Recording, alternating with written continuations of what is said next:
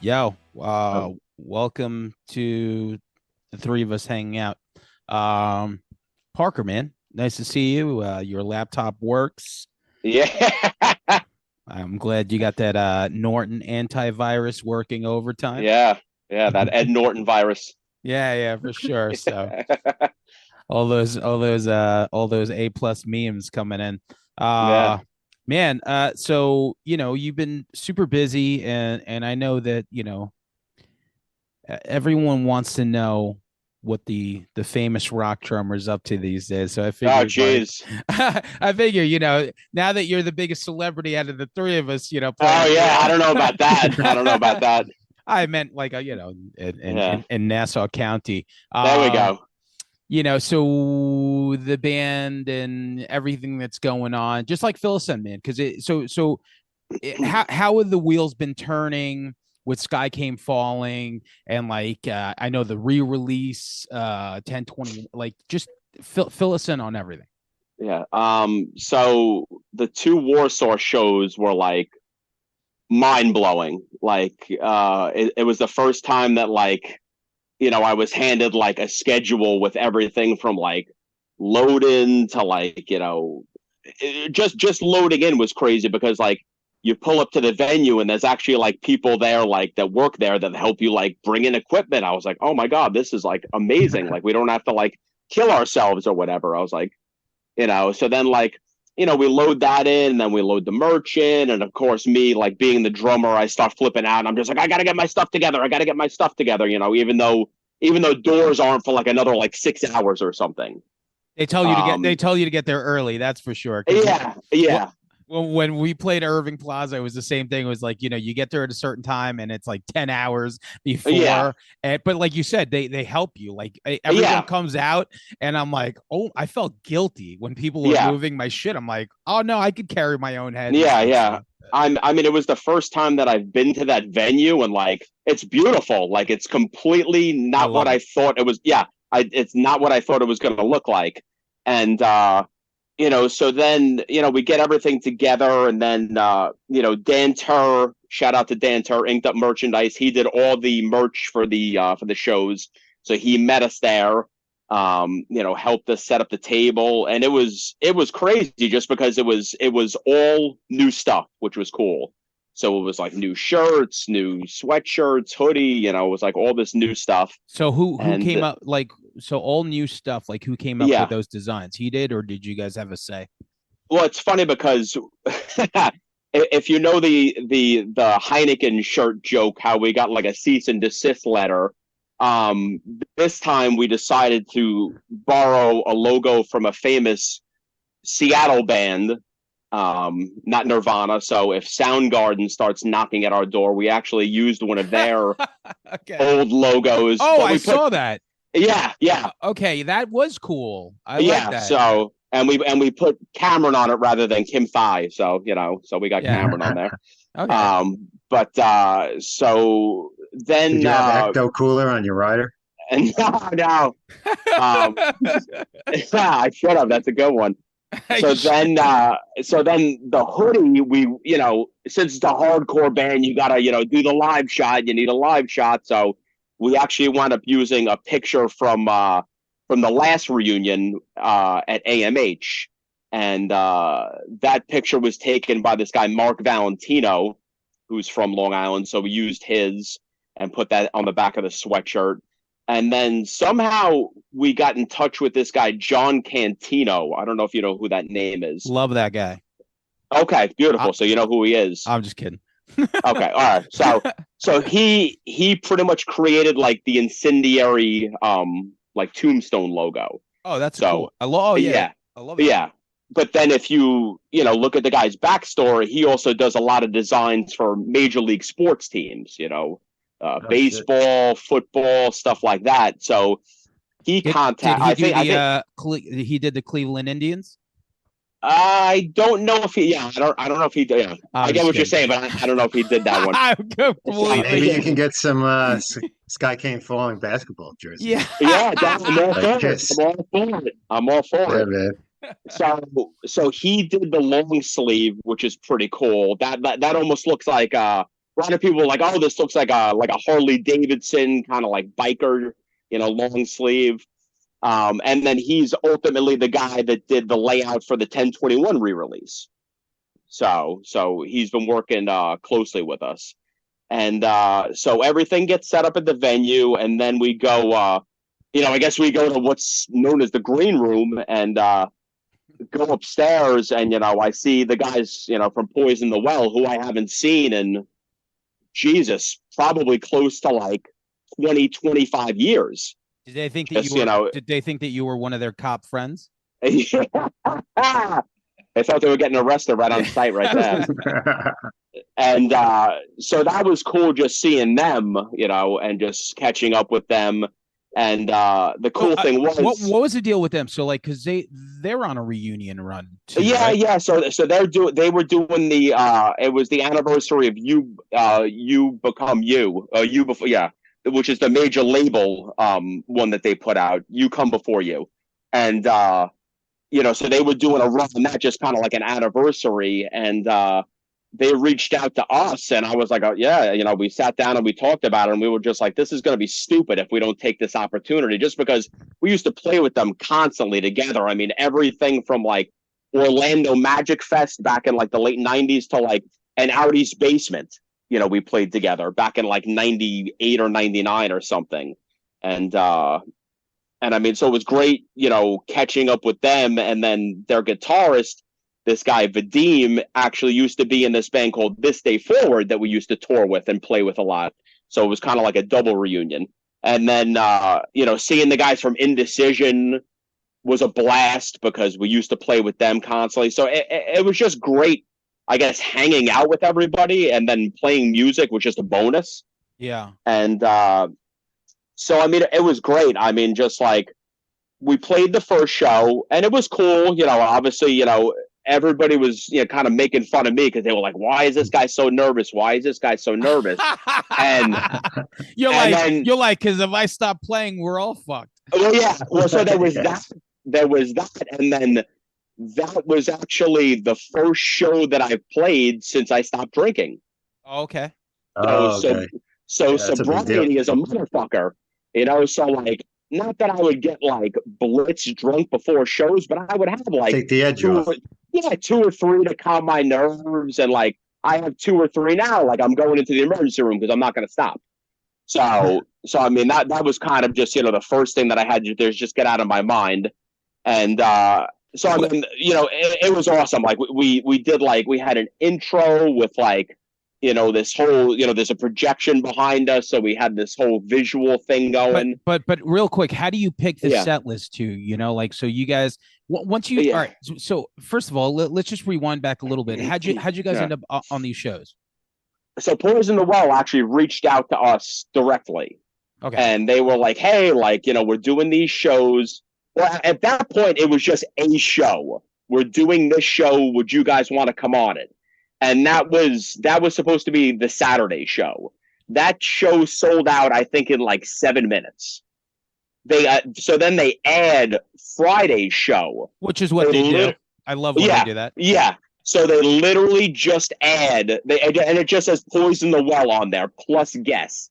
That show sells out again. I forget how fast it sold out, but without any openers. But then I went on to Poison the Well's social media, and a lot of people were saying, like, is Skycamefalling also on this one? Because, like, I really want to see them too. And they were just kind of like, yeah, they were beating around the bush, like, yeah, we're not supposed to say anything, but yeah, they're probably going to be on it, blah, blah, blah. So that's why they added that other show.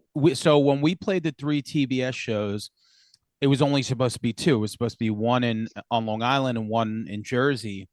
But the Mulcahy show sold out so quick that their like manager was like, hey, that shit sold out really quick. They're like, if we add a Wednesday, is that cool? And we were like, are you out of your I'm like, of course. Yeah, of course. Yeah. Yeah. Like, yeah. All right. Throw a Wednesday on, throw Tuesday on if you want. Yeah. Yeah. So yeah, that's really cool. Like when that happens, but it's interesting too. Cause like you guys haven't played or done anything. So they're like reaching out to you being like, hey, can you guys get the band back together? So how'd that thread start? I mean, like, everybody kind of is still active playing music, with other bands right now. So I mean, like, I guess getting us in the room wasn't that hard. It started out probably, I think, 2 months before the show. Me, Andrew, and Chris, because Chris hadn't sang since the last show, so his voice had to build back up. So the three of us just wound up jamming in Andrew's basement, probably about an hour and a half, like, per week. And at first, Chris was only going to do like 2 to 3 songs. Like, once he was just like, enough's enough, like, that was it. He would just stop singing and just come back the following week. Andrew and I would just keep practicing and blah, blah, blah. So we only had 2 full band practices before these 2 shows, like, with all 5 members. And yeah, just because everybody's schedules and just jobs and families. I mean, Matt, lives in North Carolina, so he didn't come in till Tuesday, and that first show was Friday. And we've always said, like, like, I remember we practiced the day of a show once, and it was horrible. Like, that's the big, like, no-no in our book. Like, you never practice the day of the show. Oh. And then funny enough with these shows, we didn't practice the day before either. So the only 2 full band practices were Tuesday, Wednesday. Yeah, and then the first show was Friday. And that's what you got to do. Like, when you're given this opportunity, you make it work. Yeah. And that's basically it. You're like, okay, you go back and so what was the, like, right before you guys play, like, what was the feeling like? Like, what were you feeling like? This is like you guys did the AMH show, right? Yeah. Yeah. But, like, for the most part, like, the band's been inactive, for a while, but, like, it's wild to think, like, you guys are like grown ass adults now, and you're about to play this, like, sold out place in Brooklyn. And so, like, what is a, old Parker think, while you're sitting there?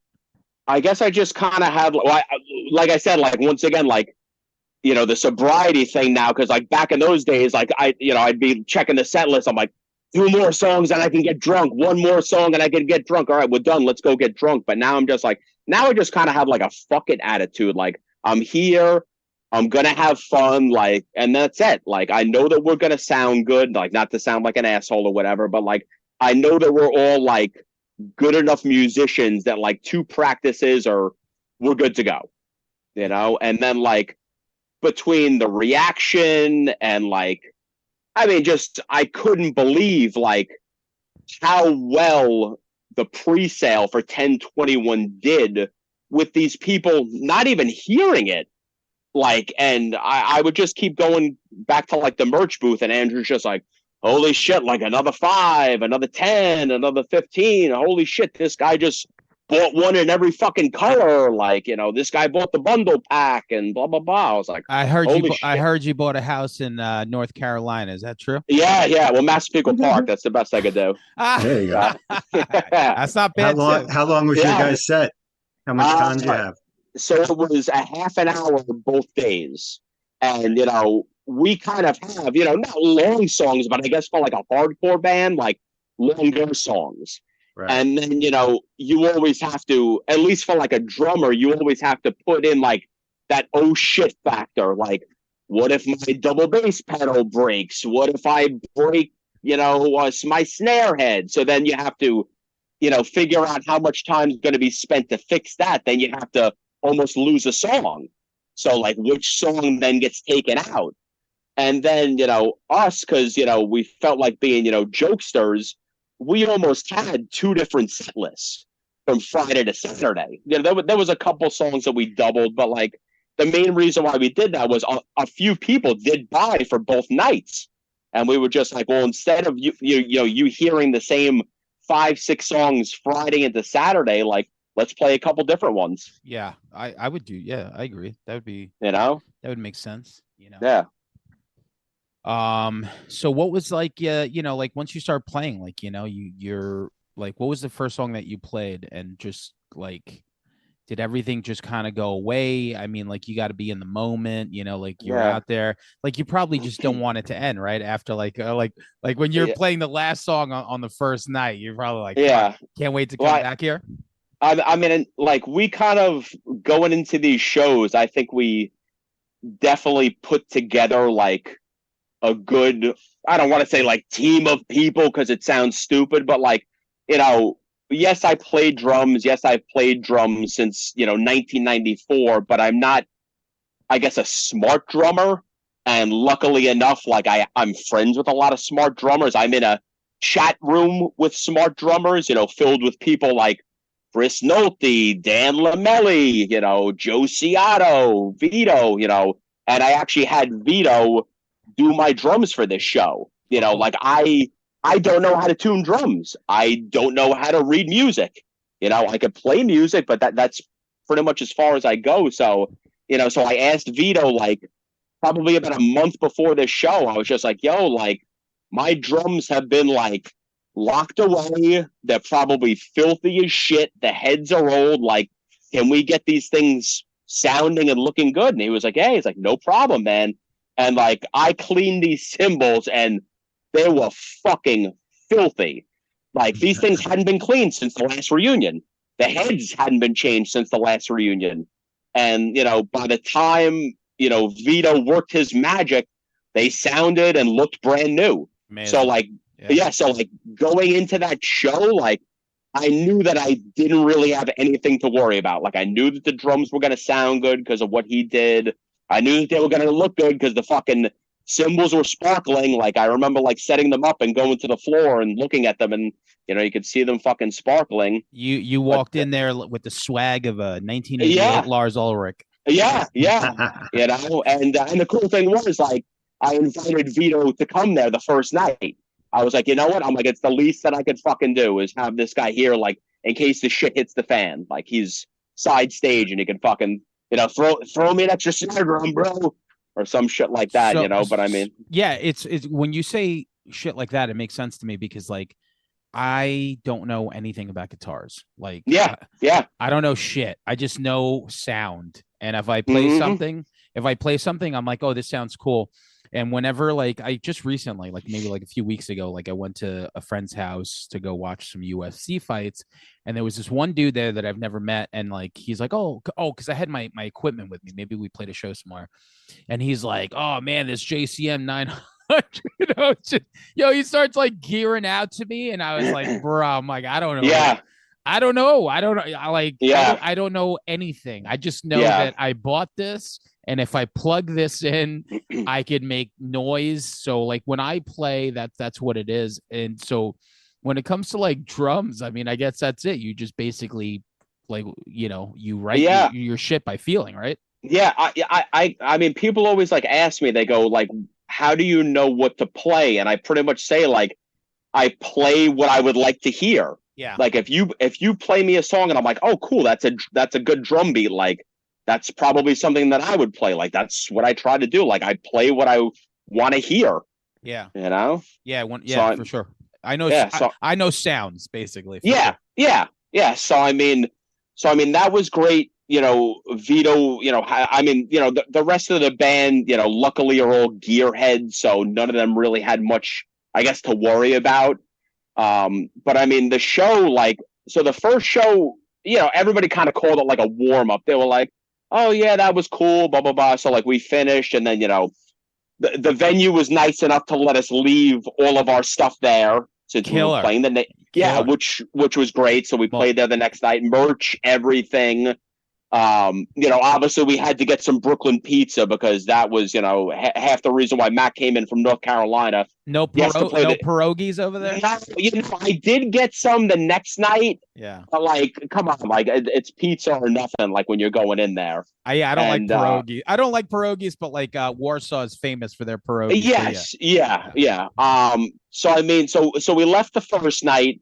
And, obviously, me, I'm just like, holy shit, like I have to get sleep. But then like I'm thinking about my 4-year-old son who's going to wake me up at 6:30 the next day and blah, blah, blah. So luckily I slept in a little bit and, we go into the second show And I think we left like 3 hours later than we did the first day. And I'm like, holy shit, now I'm starting to freak out. Holy shit, we got to get there. And everyone's just like, relax, relax. Like everything's set up. The merch is still set up. There's nothing to freak out about. So I think that show we got there either like an hour or an hour and a half before doors. And it was fine. Still plenty of time. And, and then kind of like, then the talk kind of started like right before that show started. They were like, tonight's going to be the good one. And I'm like, what are you talking about? I'm like, last night was the good one. They said, no. Tonight was the original show that got announced that sold out. Tonight is going to be something special. You watch. And I'm like, okay. And the lights went out right before we started playing. And there was a fucking vibe in that air. And I felt it. I've never felt something like that before. And I was like, holy shit, they're fucking right. And here we go. Awesome. Nice. And man, Indecision too, man. Anytime I've seen them play, like especially in Brooklyn, like I just you saw them at the Monarch, right? When Oh yeah.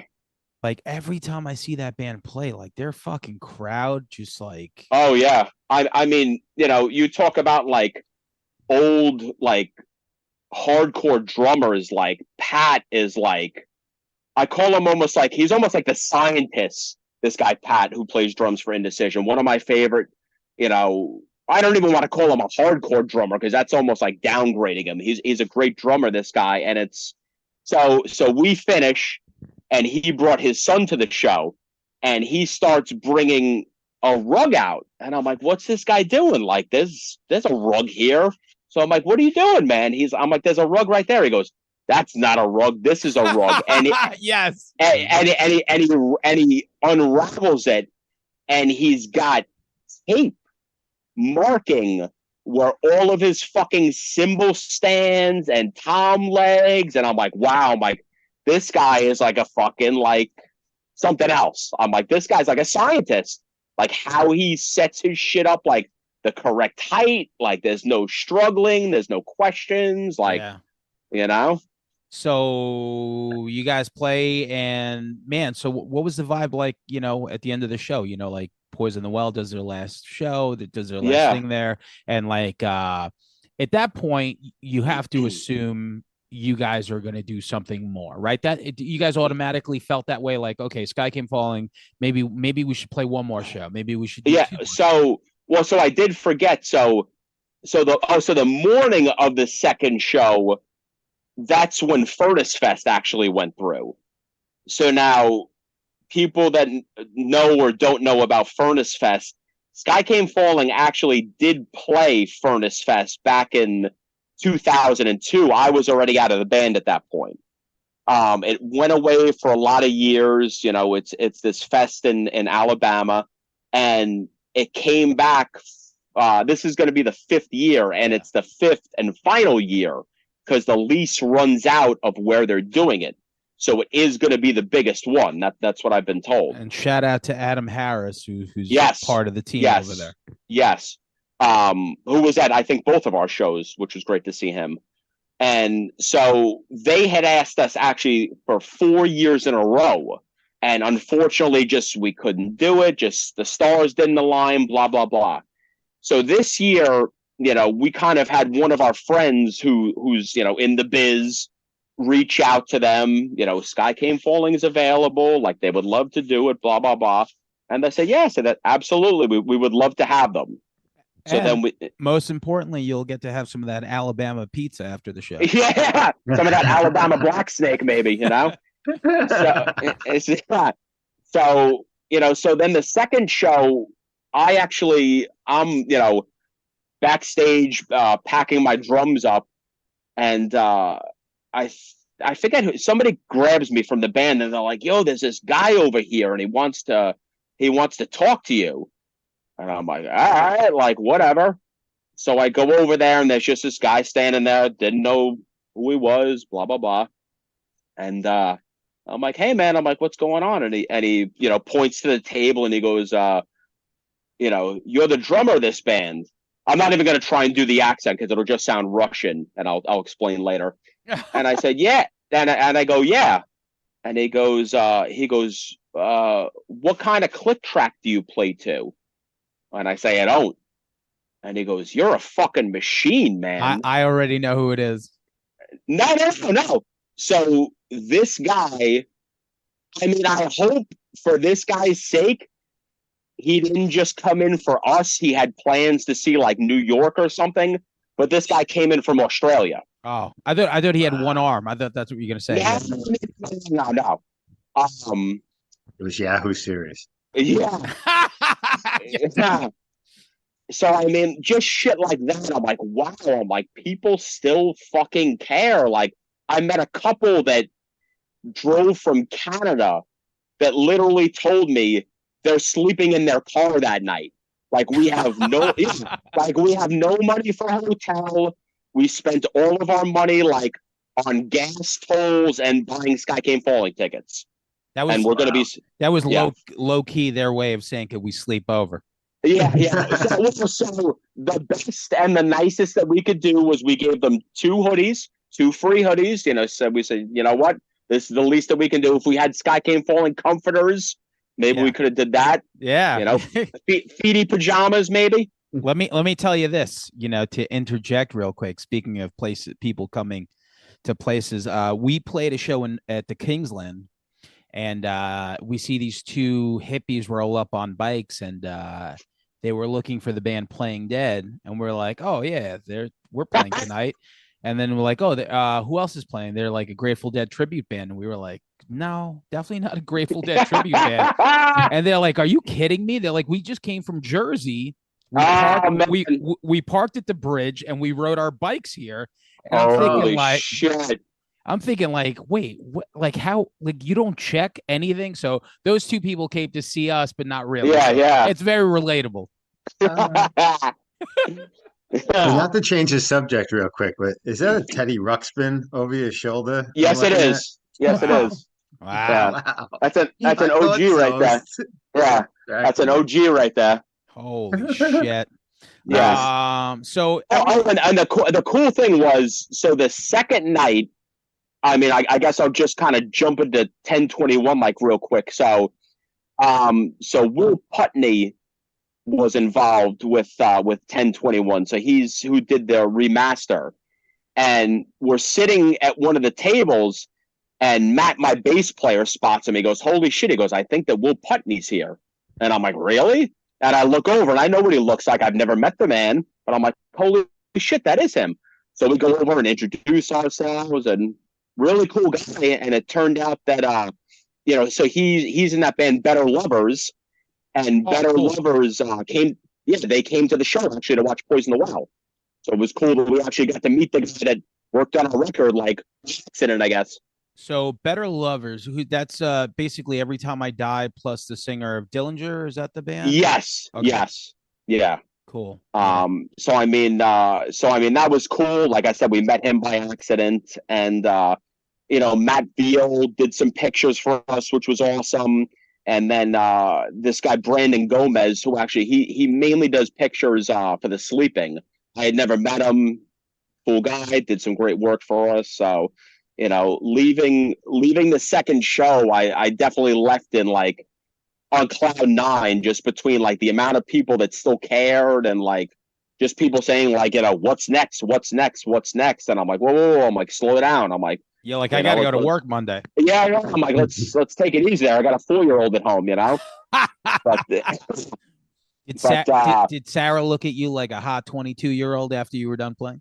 No, I mean, she was there for both shows, but I think she was more excited that they were playing freestyle in between all the bands. Oh, Nice. She was more excited to hear like a little Sweet Sensation and Stevie B.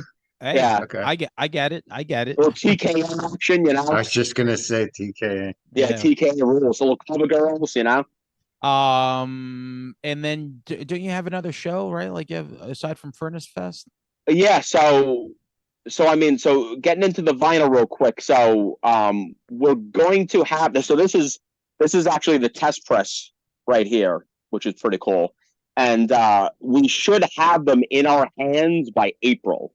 So for everybody that, did the pre-order hopefully will ship, soon after that, because I mean, that's the beauty of it now. Like pretty much now, like it's in our hands. Like, we kind of, we can do whatever we want now with this record. And I mean, the first pressing sold out, which was crazy. And, so hopefully by May we'll be shipping those. And yeah, so we're planning on playing Long Island come June. And you were showing us your after the shows, right? Your Spotify numbers were like, yeah, I mean, right? leading up to the show, they started going up. After the show, they went through the roof, and then like pretty much once Furnace Fest was announced, like I couldn't even keep up. Wow, it just kept that's on awesome. climbing, and then like all the socials started going up, and like even after the show, just shirts selling, hoodies selling, just it was wild. It was wild. What are you gonna do with your first $1 million check? I don't know. Fuck, I don't know, man. That's a great fucking question. A new He's fence? gonna be on eBay. Oh yeah, Some I crazy shit. Yeah, totally. I actually removed the eBay app like years ago because it got so bad. I just can't do this anymore. I just can't do this anymore. What is one thing that you've been looking for that you've never pulled the trigger on or never found on eBay? Like, like Frankenberry or like just some like random ass shit. What's like a wish list for you? Oh man. It's one thing that white whale. One thing that one thing that I always wanted that I never pulled the trigger on, that not that even that it was a crazy money. So they had like the Phantasm Spear. And it was like, but it was all the movies like inside. Yeah. I always thought that was cool. I never got that. Wow. It wasn't crazy money. I think it was like $500, but never pulled the trigger on that. Did you watch the last Phantasm? No, I don't think I've gone past part 2, honestly. Oh, it's funny. So I'll tell you this. Part 2's the best. Part 2 is amazing. You know what though? I'm new, or in the last like 5 years, I watched those movies. I stopped at 3, and I think 3 is my favorite. That's like Lord of whatever. Yeah. I never saw that one. 3's pretty good. Like, I think Joe Bob did them all except for 2. Oh, maybe in the last few years. He didn't have 2 for some reason, but he did 1, 3, 4. I think it's like whatever licensing Shutter has. Stuff goes in and out of there. Like whenever, like when AMC would always show Halloween 1, 4, and 5 for like years.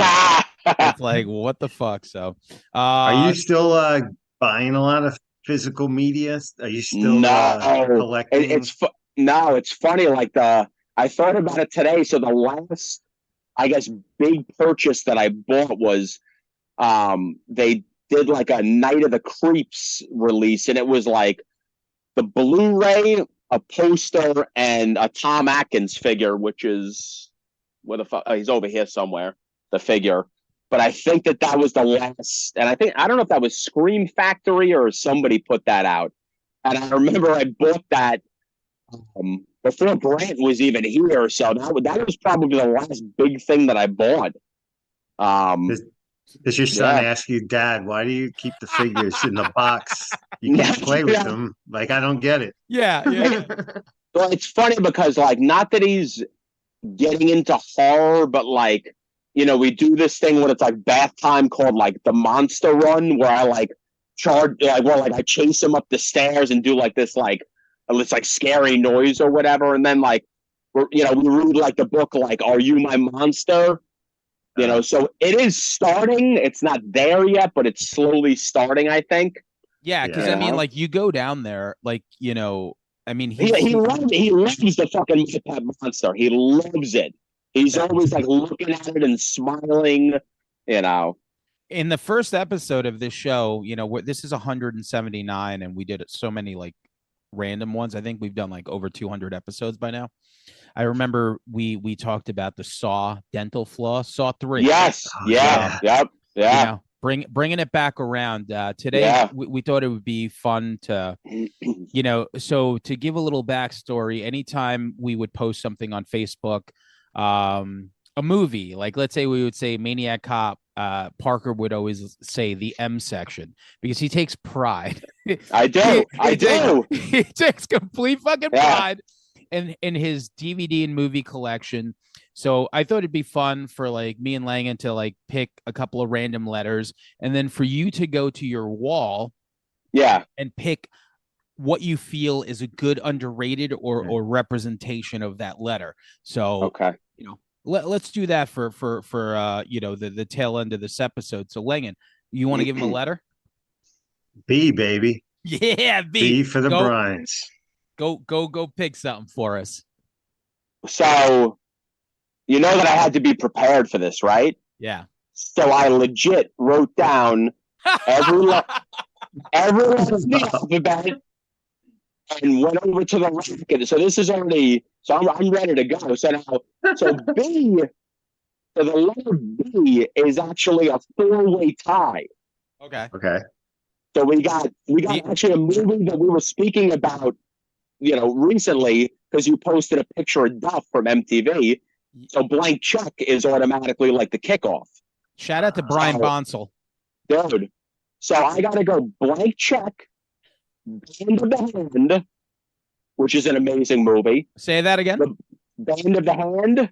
Oh, Band of the Hand. Yo, so Yeah. Wow. you know what I didn't notice about Band of the Hand, which I wouldn't have because they weren't in these movies, but like it's the dude from fucking Don't Breathe. He's in that's that's who's in it.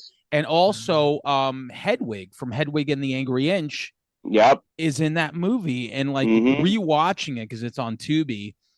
That movie I fucking loved. That was one of those movies that I would rent all the time. Yep. It was like just like weird, like wannabe, like maybe visually. I don't know who directed it. Was it Michael Mann? Because that felt like very Miami Vice. But Band of the Hand is very, very slept on, very underrated. Yeah. And then the last two, I got to go, you know, kind of childhood Boy Who Could Fly, which is a great movie. And then I got to give it to my boy Mickey Rourke, man, fucking with Tupac, Bullet. Wow. Oh, that's good. Wow. I bought that shit for 99 cents at the fucking Salvation Army. Worth every penny. No wonder he's poor. Yeah, worth every penny. Didn't get that money back. So Bullet was fucking great. Great cast. Bullet really was a great cast. Yeah. Adrian Brody, Tupac, and then Buffalo Bill. Fucking Ted Levine.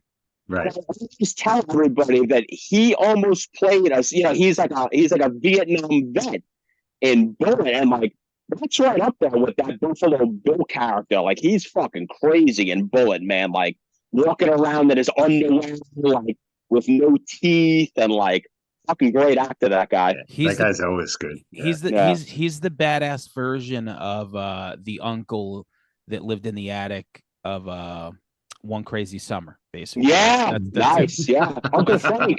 Yeah, Frank. He was the flip side to that. So all right, so now I'm gonna pick a letter. There's a lot of great stuff with S. So let me look at my sheet here. This guy really. All right, so this one took me. This is kind of a gem. This one took me a while to find. And I bought some kind of like Japanese bootleg version of it. So this thing was on HBO like this was like another one like that one summer it was on every fucking day with my boy Dabney Coleman called Short Time.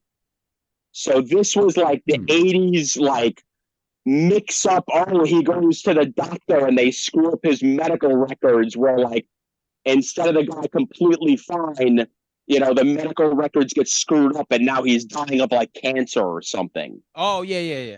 Yeah, so I think he was a cop. I think he was a cop in the movie. And he checks out his life insurance policy. And if he dies on the job, his son gets like a $10 million life insurance policy. So the entire movie is Dabney Coleman just trying to die. And like he's like running into traffic, nobody can kill him. Like he's running at a guy with a loaded gun, he runs out of bullets, you know, shit like that. Yo, wow. I never heard of that one. I did. But I love Dabney Coleman. I I remember the cover. It's like him with like a clock or something, Yeah, or like yeah. that. I haven't thought of that movie in a while. Like I'm genuinely gonna look. Like I'm gonna look it up right now because Yeah. I want to watch I that just so watched bad. 9 to 5 actually a couple of Yeah. weeks Oh ago. yeah. He And was then like the the go-to 80s brick yeah. man. Like he was so good at that. He's Yeah, And at then the Chiller, I think, next yes, yes. And then yeah. the other S tied is actually a documentary called Slasher. You guys know that John Landis did it, and no. it's actually about a car salesman, and he slashes prices. That's why they call it Slasher. But it's this car salesman that just supposedly he's so good that it's a documentary about this guy like going around the country like doing sales of cars, like staying in hotel rooms and getting like drunk and calling his wife, and then like he goes to like a grand opening of like a new car dealership, and I'm gonna knock this price down to blah blah blah. But John Landis did it, I think, like right after American Werewolf in London. Where the fuck did Wow. you find that? Never heard of that. That's Yeah, awesome. Slasher. Sounds Yeah, cool. Slasher. Where do you even come across that? Like, where did you find that? 9 out of 10 are all eBay. 9 out of 10, I bought shit off of eBay, and that it had to be. I had to see it on HBO when I was a kid. Had to be. Yo, HBO, you saw that post that I put up with all those Oh, movies? yeah, Like, I love said, I that think I YouTube owned channel. like 8 of them. yeah, like fucking everything from like Ice Pirates to fucking Moving Violations to like all these fucking like movies that like you forget, but like when that video compiled everything, and it really was HBO just had these like, even right now, like HBO has like Odd Jobs. Like I was trying to put that. Oh yeah, nice. Shout out to Lyle Alzado. Yeah. I was trying to. I always want to watch these movies, and I don't know how like Sarah or your wife is, Jen Langan, but like Karen You never. don't know how they're gonna hold up. But I'm saying, Especially comedies age the worst, and I think there was that HBO factor when you were young, and you got in. You were some of these movies are so endearing to you. yeah, oh, so endearing. You would watch them like 20 times a month because Yeah. they were yeah, totally. repeating them. So like you almost like this movie was really good, and later on you're like, or like one of those. There's nothing worse than when you put the movie on and like you can tell like 15 minutes in, like, yeah, this other person is really not like I'm not even enjoying this. I'm saying like Karen won't even entertain my selection if she sees an 8. If she sees 1980 something, like I'm lucky to get away with 1990 something where she feels a little bit more attached to it. But she was like born in like 86, so she's or 85. And so like anytime I try to watch something that has an 8 in it, she's just like, I'm not watching this. And just recently, so like the two things that I got in were Quick Change, which she liked. Amazing. And I'm like, okay, she likes that. And obviously finally I started to do a rewatch of Eastbound and Down. Yeah. And like I started watching it without her. She just was happy, she was maybe in the kitchen or like she was listening. And like 2 or 3 episodes in, she was just like, okay, she's like, I like this. And I'm like, yeah, Kenny Powers is the best character ever. So yeah. But all right, let's do 2 more letters. So Langan, you pick one, I pick another one. All right, I'm gonna go with M for Metallica. Have you seen him live yet? Since he did, right? Oh yeah, I did. That's right. You did go. Wait, you went to the last one. Let's sidebar. Yeah. Tell us about Metallica because one of our favorite bands, and we all went to one of those. So it was your first time seeing them.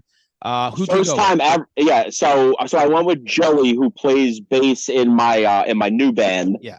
And so Sarah got me tickets for Father's Day actually, and we actually took an Uber in. And because you told me, yes, and I was like, bro. Yeah, so we take an Uber in, got there like super fast, and like so the guy's like, driving, and he's and then all of a sudden the guy gets a knock at the window, and the guy's just like, you can't fucking park here, like what the fuck are you doing? You gotta move, blah blah blah. So we get out there and we're just kind of walking, blah blah blah blah blah blah. And then like I look over and I point to Joey and I'm like, I don't think we're supposed to be back here. And you literally just saw this row of road cases that said Metallica with all the fucking tour buses, and I'm like, I think we're backstage somehow. Like, I don't know how this happened. Then we watched Forrest Overkill Gump in the didn't do parking that lot, which was situation. cool. Overkill in the You parking know, lot, yeah. yeah. And then I forget who opened. I didn't give a shit about them. Five Finger Death Punch. I just like left because I'm like, this is horrific. We went to the same night then. So we went Yes, to that's right. That's right. because the first night had like Pantera and Yeah. I don't remember who else, but like Mammoth. okay, and then Oh yes, the yeah. second And night was Prong was in the parking lot. Yeah, I would have liked to see Prong. I like Prong. and then the second night was like Five Finger and like just I mean two bands that we were like okay don't Yeah, care.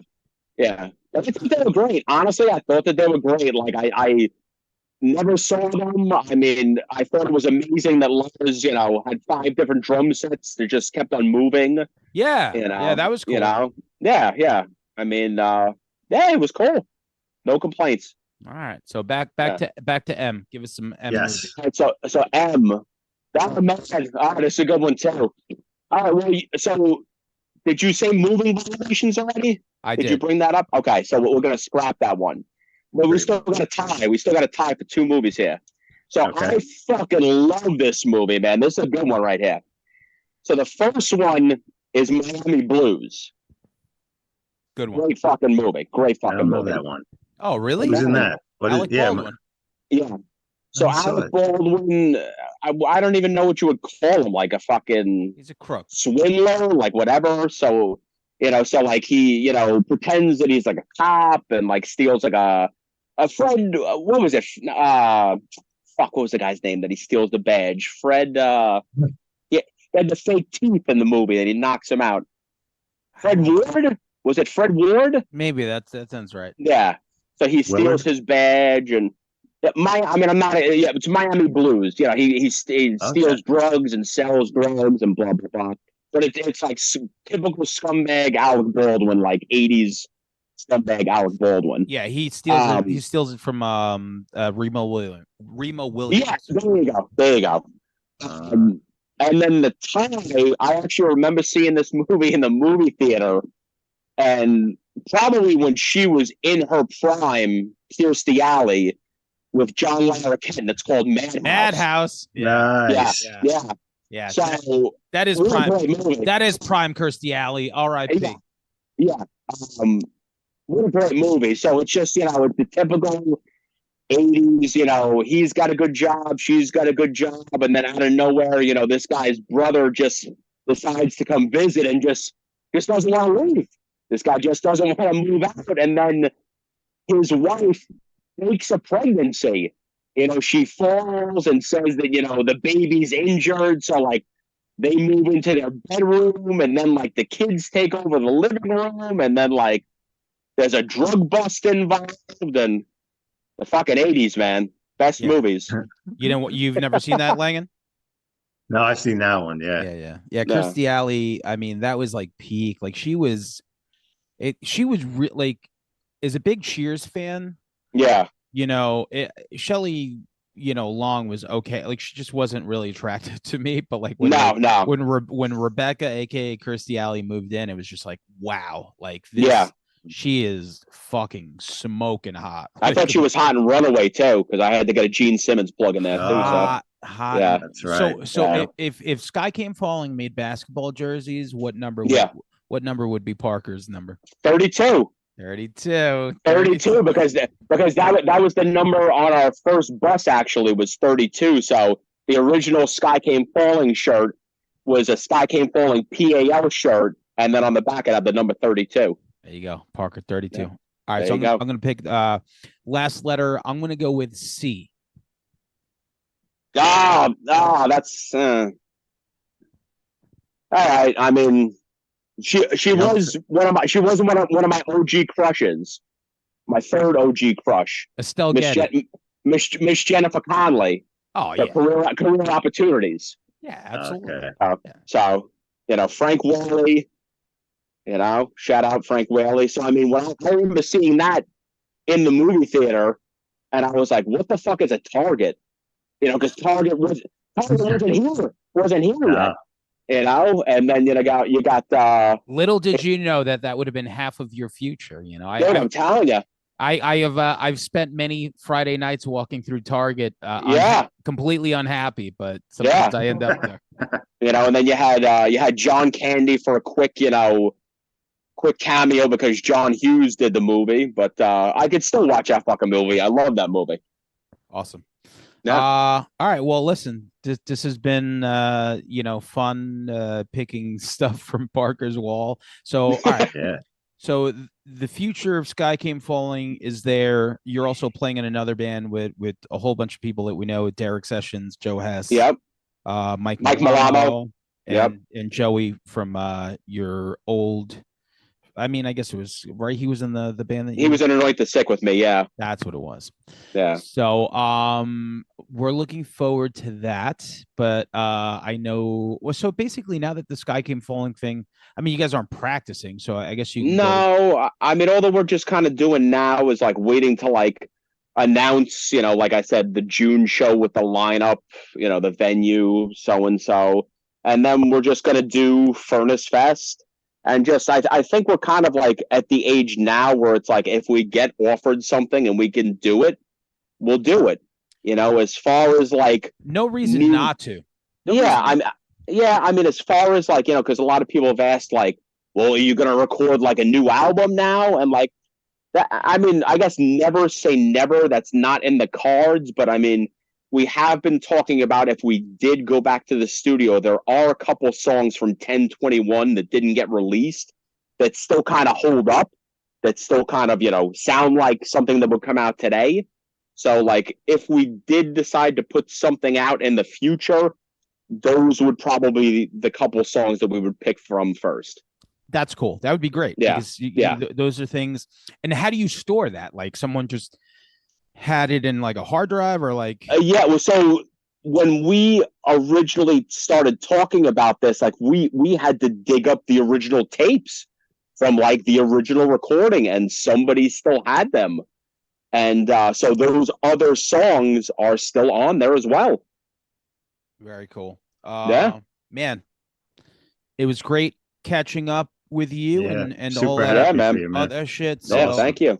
Don't forget us little people, when you start doing a bunch of cool stuff this year. And I don't know, man. That's it, man. I'll see you. Yeah. I'll see you in the real world soon, I guess, right?